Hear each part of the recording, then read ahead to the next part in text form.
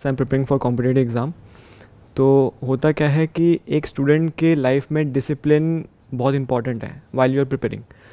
सो उस डिसिप्लिन को कैसे मेंटेन करा जाए। फॉर एग्जांपल जैसे मैंने अगर एक स्ट्रैटेजी बनाई, 8 दिन 10 दिन वो स्ट्रैटेजी चली, लेकिन फिर ऐसा एक बीच में ब्रेक आता है कि वो स्ट्रैटेजी ब्रेक हो जाती है, देन आई कंफर्ट जोन में मैं आ जाता हूँ वापस से। तो सर उस डिसिप्लिन को कैसे मेंटेन करके रखूँ for long period of time, so that I can be grow in my career. तो आपको क्लियर है कि आपको ये एग्जामिनेशन क्रैक करना है। जी सर। आपको ये भी क्लियर है कि उसके लिए डिसिप्लिन ज़रूरी है। बिल्कुल सर। फिर वो मेंटेन क्यों नहीं हो पा रहा है, आप बताइए, उसके पीछे क्या रीज़न है? सर एक्चुअली आई फील कि जब एक पीरियड आता है कि जहाँ पर मुझे लगता है कि नहीं, अब आई एम इन कंट्रोल, अब मैं आगे बढ़ सकता हूँ, आगे उस चीज़ को फॉलो कर सकता हूँ, आगे अपने दिन को बढ़ा सकता हूँ अपने अकॉर्डिंगली। बट ऐसा एक मोमेंट आता है कि फॉर एग्जांपल मैंने कुछ देर मोबाइल चला लिया, कुछ दिन मैंने किसी से ऐसे बात कर ली जिस पे मेरा ध्यान वहाँ से भटक गया। तो सडनली वहाँ से क्या होता है कि जो मेरा जो रूटीन है वो धीरे धीरे कम होते जाता है, और जो मेरा पुराना लाइफ स्टाइल है वो धीरे धीरे वहाँ उस पर हैवी होते जाते हैं, और उसको फिर वापस से फॉलो करना उस रूटीन को काफ़ी मुश्किल हो जाता है। बेसिकली यहाँ पर प्रॉब्लम क्या है कि एक तरफ आपकी बायोलॉजी है जिसको आपके इस एग्ज़ाम से कोई मतलब नहीं है, उसको सिर्फ इस चीज़ की पड़ी है कि मेरे को सेंसरी प्लेजर्स कहीं से भी किसी भी तरीके से मिल जाए, मतलब मेरे को मज़ा आता रहे, मुझे कुछ करना ना पड़े, बढ़िया से बढ़िया सेंसेशंस मिलती रहे, जो भी हमारे सेंसेस के थ्रू होती है, जितनी भी सेंसेशंस होती हैं, जितनी भी तरह की प्लेजर्स होते हैं, वो प्लेजर्स मिलते रहे और पेन ना हो। Yes sir. तो बेसिकली जो फंडामेंटली जो प्रॉब्लम है वो ये है कि अब या तो ये जो पढ़ाई आप कर रहे हो, ये जो तैयारी कर रहे हो, ये प्लेजर होता उससे बड़ा या एटलीस्ट उतना ही जितना कि वो है, वो जो सेंसरी प्लेजर्स हैं आपके लिए, है ना। बट ऐसा तो है नहीं, क्योंकि अगर वो होता तो ये क्वेश्चन ही नहीं उठता। Yes sir. वो आपके लिए पेन है, तभी तो वहाँ पे ध्यान को लगाना पड़ रहा है, यस और ध्यान अपने आप कहीं और लग रहा है। फॉर एग्जाम्पल मैं आपको एक सिंपल एग्जाम्पल देता हूँ। आपके दादाजी या आपके परदादाजी कोई भी आपको एक मैप दे देते हैं अपनी डेथ से पहले कि बेटा ये मैप है, वहाँ जाएगा हमारे उस पुराने घर में, तेरे को वहाँ पे खोदना है, और वहाँ पे नीचे ना कुछ खजाना दबा हुआ है जिसकी वैल्यू आज की डेट में करोड़ों रुपए की है। तो अब उसको खोदने में मानो 10 दिन लगने वाले हैं, और आप किसी और की हेल्प नहीं ले सकते, नहीं तो सबको पता लग जाएगा। तो अकेले आपको खोदना है अगले 10 दिन तक, या ये मान लो अगले 1 महीने तक। वो काम हो जाएगा या नहीं हो पाएगा? सर हो जाएगा। क्यों? क्योंकि आउटकम क्लियर है माइंड में कि 1 महीने बाद गारंटेड है कि मुझे ये मिल जाएगा। यस। अभी जो आप कर रहे हो वहां पे यही सर्टेन नहीं है कि आपका होगा या नहीं होगा। एक रेस है जहां पे आप चाहे जितना मर्जी तेज भाग लो, बट अकेले आपसे कुछ नहीं होता, बाकियों पर भी डिपेंड करता है कि वो कितना तेज भाग रहे हैं। अगर आपसे तेज भागने वाले बैठे हैं तो उनका हो जाएगा, आपका नहीं होगा। प्लस और बहुत सारे फैक्टर्स वहां पे प्ले करते हैं। उस मोमेंट में जिस वक्त आप वो एग्जाम दे रहे हो, तब आपका थॉट प्रोसेस क्या है, आपका माइंडसेट क्या है, यू आर नॉट श्योर कि होगा या नहीं होगा, तो माइंड उस डायरेक्शन में काम ही नहीं कर रहा। माइंड क्या बोलेगा अपने आप को कि मैं इतना एफर्ट करता रहा हूं, पता नहीं होगा भी या नहीं होगा। Exactly sir. जैसे अभी मैंने खजाने वाली बात करी, तो मानो आपके दादाजी ने, परदादाजी ने आपको कोई नक्शा नहीं दिया है, ऐसे ही आपने कहानियां सुन ली हैं कहीं से कि ऐसे खोदते हैं ना हम कहीं जा करके किसी किले में, तो खजाना मिल जाता है, और आप खोदे चले जा रहे हो। कब तक खोदते रहोगे?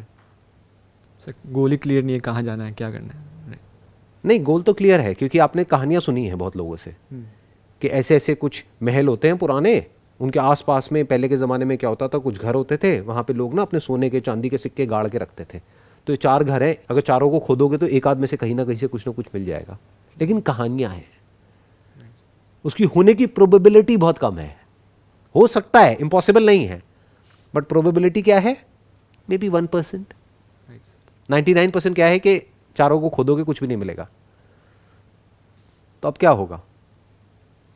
दोनों में कुछ फर्क है। जो पहली सिचुएशन मैंने जो पहला एग्जांपल दिया था कि दादाजी ने बताया और आप खोद रहे हो, और अब जब आपको पता ही नहीं है कि वहां से निकलेगा भी कुछ या नहीं निकलेगा, कुछ होगा भी या नहीं होगा 4 महीने बाद, दोनों में एफर्ट में कुछ फर्क है।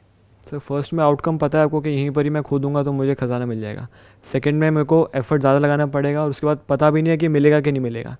तो दोनों में ये फ़र्क है कि वहाँ पर श्योरिटी है आपको कि हाँ यहाँ पर होगा, मेरे को मिलेगा, बट वहाँ पर श्योरिटी कम है, या फिर 1% जो आपने कहा। वो कम है या बहुत कम है? बहुत कम है सर। कम में और बहुत कम में बड़ा फर्क होता है।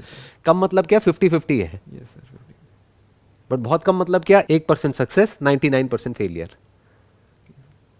क्या ऐसे ही नहीं है आपके जो भी कॉम्पिटिटिव एग्जाम्स हैं उन सब में? सक्सेस की पॉसिबिलिटी क्या है? Sir 1 out of 1000, 2000, 10,000. Even worse than what I was talking about. Yes. मैं तो कह रहा हूँ 1 out of 100, what you are saying is 1 out of 1000। Yes, sir. Problem की जड़ मिल रही है आपको, पकड़ में आ रही है। प्रॉब्लम ये नहीं है कि आप एफर्ट नहीं कर सकते हो फिजिकली या मेंटली। प्रॉब्लम ये भी नहीं है कि जो आपको प्लेजर्स मिलते हैं उससे आप अपना ध्यान हटा सकते हो, क्योंकि कुछ और इंटरेस्टिंग आपको नजर आता है तो वहां से ध्यान हट जाता है। जैसे मैंने वो एग्जांपल दिया ना, 1 महीने तक खजाना खोदोगे अपने दादाजी के कहने पे, तो उस वक्त क्या ये सब ध्यान आएगा कि मोबाइल पे कुछ देख लूं? माइंड में गोल बिल्कुल क्लियर होगा कि मैं एक खजाना खोदने का काम कर रहा हूँ, 1 महीने बाद यहाँ से कुछ निकलने वाला है। सर बट डेली का आउटकम हम कैसे सेट करें? फॉर एग्जांपल मैं स्टार्ट कर रहा हूँ, मुझे नहीं पता कि लेट्स से रात में क्या आउटकम निकल के आएगा। ये तो लॉन्ग टर्म की बात होगी फॉर एग्जांपल कॉम्पिटिटिव एग्जाम में। बट डेली बेसिस पे जैसे कुछ स्टूडेंट्स बात कर रहे हैं कि मैं डेली बेसिस पे गोल बनाता हूँ, और देन वो पता नहीं चलता कि 6 महीने बाद आप किस लेवल पे पहुँच जाते हो, और आपको एक एंड ऑफ लाइट, टनल के बाहर जो लाइट है वो दिखने लग जाते हैं कि हाँ मैं कर सकता हूँ क्रैक। बट वो उन्होंने बोला कि डेली बेसिस पे आपको चलना पड़ेगा, डेली बेसिस पे आपको एफर्ट डालने पड़ेंगे। तो वहाँ पर आउटकम स्टिल थोड़ा क्लियर होता है कि हाँ मैं अगर ऐसे ऐसे चलूँगा तो शायद। कोई भी ये नहीं बता सकता कि आप कितना काम करोगे और उसके बेसिस पे आपका क्रैक होगा या नहीं होगा। क्यों? क्योंकि हर एक के लिए काम की डेफिनेशन अलग अलग है। आप हो सकता है दिन में 4 घंटे काम करोगे और कोई सीनियर है जिसका क्रैक हो गया है, उसने आकर के आपको सलाह दे दी कि भाई इस तरह से अगर आप डिसिप्लिन को आप फॉलो करोगे, डेली दिन में 4 घंटे करोगे या 6 घंटे करोगे और ये नहीं करोगे तो आपका हो जाएगा। वो किस बेस पे बोल रहा है? आपके बेस पे, अपने बेस पे, अपने एक्सपीरियंस के बेस पे। बट क्या आप और वो सेम हो बॉडी वाइज और साइकोलॉजी वाइज? आपकी जो साइकोलॉजी है, आपकी जो बॉडी है, वो सेम है या अलग अलग है? बिल्कुल अलग अलग है सर। तो फिर ये फॉर्मूला कहां से आया? अब मैं आपको डिमोटिवेट नहीं कर रहा हूं, मैं आपसे सिर्फ क्वेश्चनिंग कर रहा हूं।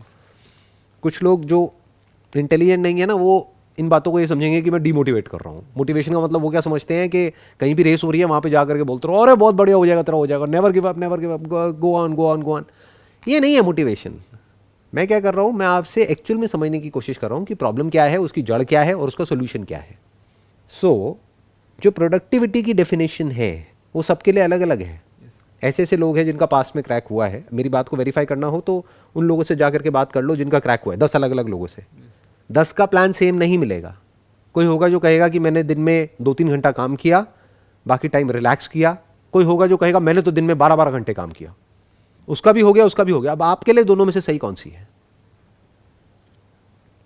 ऐसे समझना होता है कि 10 अलग अलग लोग अपनी अलग अलग स्ट्रैटेजीज बताएंगे। अगर आप ध्यान से समझोगे कि उसने क्या किया, कैसे किया। उन 10 में से किसी की गर्लफ्रेंड होगी, किसी की नहीं होगी। तो जिसकी नहीं होगी वो कहेगा कि मैं इन चक्रों में नहीं पड़ा, इस वजह से मेरा हो गया। Yes exactly. जिसकी होगी वो कहेगा कि उसने ही मुझे हेल्प किया। किसी का ब्रेकअप हो गया होगा तो वो कहेगा कि मेरा ब्रेकअप हो गया, इस वजह से मेरा नहीं हुआ। कोई दूसरा मिलेगा जो कहेगा मेरा ब्रेकअप हो गया, इसी वजह से मेरा हो गया, क्योंकि मैंने अपना सारा गुस्सा वहां निकाल दिया। तो कोई फॉर्मूला तो है ही नहीं। आप मेरे से भी क्या चाहते हो? फॉर्मूला। जिससे भी आप बात करते हो आप क्या चाहते हो? फॉर्मूला। बट आपका कैसे क्रैक होगा, कैसे नहीं होगा, उसके लिए सबसे पहला स्टेप क्या होगा? पहले आपकी पर्सनैलिटी को समझना, आपकी साइकोलॉजी को समझना, आपके बैकग्राउंड को समझना। कुछ ऐसा हो सकता है कि जो भी आप तैयारी कर रहे हो इसको क्रैक करने के लिए, वो इंटरेस्टिंग हो जाए, उसमें मज़ा आने लग जाए। Sir I have tried many times actually.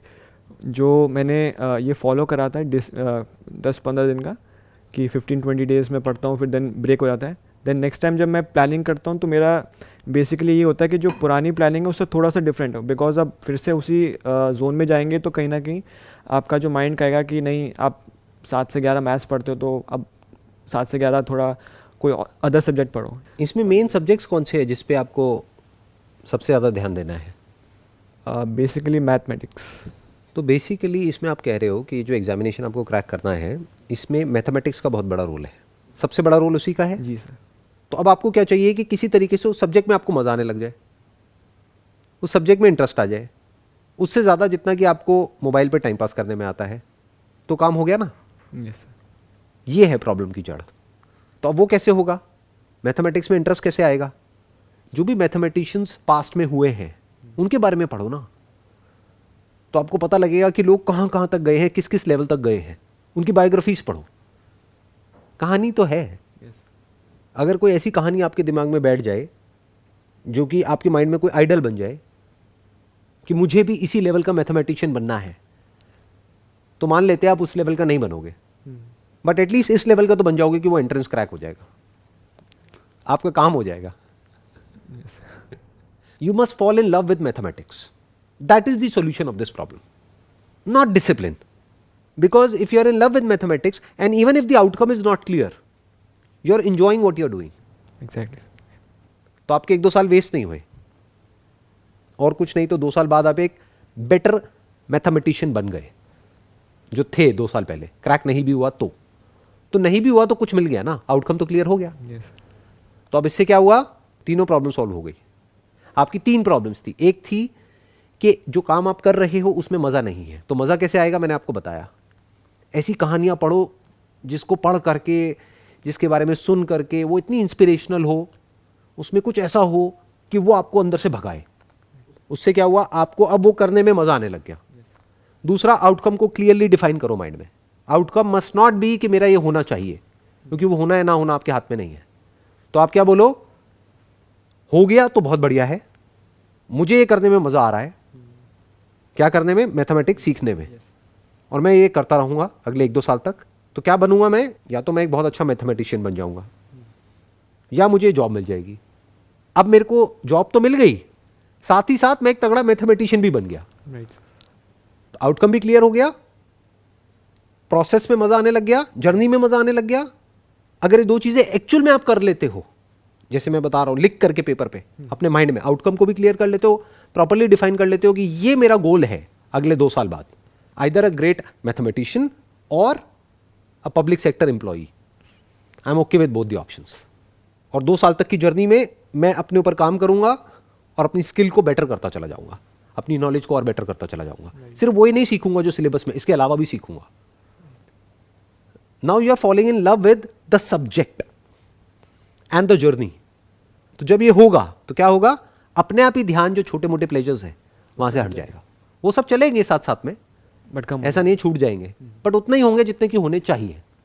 प्यास लगी, पानी पिया, काम खत्म। भूख लगी, खाना खाया, काम खत्म। फिर वो सब चीजें भी बुरी नहीं है। क्यों? क्योंकि अगर आप इतना एफर्ट लगा रहे हो अपनी नॉलेज को बेटर करने में, तो आपको बीच बीच में रिलैक्सेशन भी तो चाहिए ना। तो वो सब एक रिलैक्सेशन का काम करेगा। फॉर एग्जाम्पल, आपने बहुत काम किया, बहुत पढ़ाई करी, ये करा वो करा। डिसिप्लिन का मतलब ये नहीं होता कि गधों की तरह बस लगे रहो। उसका मतलब क्या है कि आपने 2, 4, 5 घंटे में आपने क्या अचीव किया है। तो आपको ये समझ आया कि अच्छा मैं यहां था 3 घंटे पहले, अब मैं यहां आ गया हूं, अब मेरी जो ब्रेन है, मेरी जो बॉडी है, वो रिलैक्सेशन मांग रही है। Let me go out and watch a movie. तो अपने आप को रिवॉर्ड दिया आपने तब जब एक्चुअल में कुछ अचीव किया। This is actual discipline. क्योंकि अगर इस तरीके से आप आगे बढ़ते हो ना लाइफ में, तो लाइफ में भी बहुत आगे जाओगे। नहीं तो होगा क्या, जैसे सब आगे बढ़ते हैं उस तरीके से अगर आप कहीं पहुंच भी गए, अगर आपको कोई जॉब मिल भी गई, तब भी उसके बाद कुछ चेंज नहीं होने वाला है लाइफ में, बल्कि लाइफ और बुरी हो जाएगी। क्यों? क्योंकि अभी तो फिर भी एक गोल है उसके बाद तो कोई गोल ही नहीं बचा। मैं क्या कह रहा हूं, या तो जो काम कर रहे हो वही करते रहो, बट पैशन के साथ करो, या इस काम को छोड़ो, कोई ऐसा काम करो जिसमें आपका पैशन हो। इन दोनों के अलावा अगर आप कोई तीसरा रास्ता पकड़ रहे हो, that is not worth it. तीसरे रास्ते में क्या है कि ऐसा काम कर रहे हैं जो करना पसंद नहीं है, लेकिन जो मिलेगा वो बड़ा पसंद है। तो अगर वो मिल गया तब भी फंस गए, नहीं मिला तब भी फंस गए। मिल गया तो प्लेजर्स में इंडल्ज हो जाओगे, और नहीं मिला तो रोते ही रहोगे, मैं फेल हो गया, मैं फेल हो गया। घर वाले भी सुनाते रहेंगे जिंदगी भर, खुद भी अपने आप को सुनाते रहोगे, एज अ लूजर अपने आप को देखोगे। तो जिस रास्ते की मैं बात कर रहा हूं उसमें आपका फायदा ही फायदा है, नुकसान है ही नहीं। Now I hope you got the answer. Yes, अब क्लियर कट आंसर मिल गया Yes. है ना। क्योंकि मैं आपको ये नहीं बता रहा कि आप क्या करो क्या ना करो, और कैसे करो और कैसे ना करो, वो आपका डिपार्टमेंट है। मैं सिर्फ आपको ये बता रहा हूं कि एग्जैक्टली डीपली अगर आप प्रॉब्लम को समझोगे तो ये प्रॉब्लम है और ये उसका सोल्यूशन है। अब उसको कैसे निकालना है, या वो करना है, कुछ और करना है, ये सब कॉल आपकी है, वो आपका डिपार्टमेंट है, मेरा नहीं है। तो जो भी लोग देख रहे हैं, आई एम श्योर अगर वो भी डीपली समझ पाए हैं कि मैं क्या बोल रहा हूं, किस लेवल से बोल रहा हूं, और आप भी अगर समझ पाए हो, तो आई एम श्योर कि अब आप बहुत क्लियरली चीज़ों को देख सकते हो और बड़ी आसानी से सॉल्यूशंस निकाल सकते हो अपनी प्रॉब्लम्स के. Wish you all the best. Thank you sir. Thank you so much. May God bless you.